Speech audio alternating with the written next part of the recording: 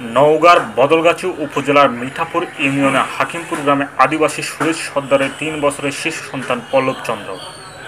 এ বয়সে যেখানে খেলাধুলা করে সময় কাটানোর কথা, সেখানে এক অজানা রোগে আক্রান্ত হয়ে যন্ত্রণা ভোগ করতে হচ্ছে তাকে। জন্মের পর থেকে গায়ের চামড়া কুঁচকানো, বয়স বাড়ার সাথে চামড়া কুঁচকানো বাড়তে থাকে, সমস্ত শরীর যেন সাপের চামড়ার মতো দাগ কাটা।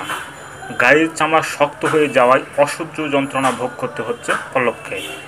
একটু আরাম পেতে পানি নিয়ে খেলতে ভালোবাসে পল্লব, আর মাঝে মধ্যে গামছা পানিতে ভিজিয়ে গায়ে জড়িয়ে রাখতে হয়। পল্লবের মা প্রতিমা রানী বলেন, চামড়া পরিবর্তন হয়ে আবার উঠে যায়, মানে গরম বলতেই সহ্য হয় না আর কি। ছায়া জায়গায় যেমন গাছের ছায়া বা পুকুরের পাড়ে নিয়ে বসে থাকতে হয়। বাড়িতে থাকলে ওই যে গামছা দিয়ে গায়ে মুছ করে দিতে হয়। তারপরে আবার গরম, চোখ ঢাকতে পারে না, চোখ দিয়ে সবসময় পানি পড়ে।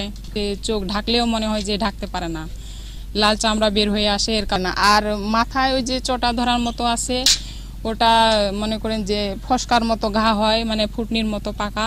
এই বিষয়ে প্রধানমন্ত্রীর সুদৃষ্টি কামনা করেছেন এলাকাবাসী। সমাজসেবী রজত গোস্বামী বলেন, তুলে ধরা হয়, প্রধানমন্ত্রীর দৃষ্টি আকর্ষণ করা হয় যাতে বাচ্চাটা সুস্থ ধারায় ফিরে আসতে পারে। সেই সাথে সাথে আমি সমাজের বিত্তবানদের উদাত্ত আহ্বান জানাবো।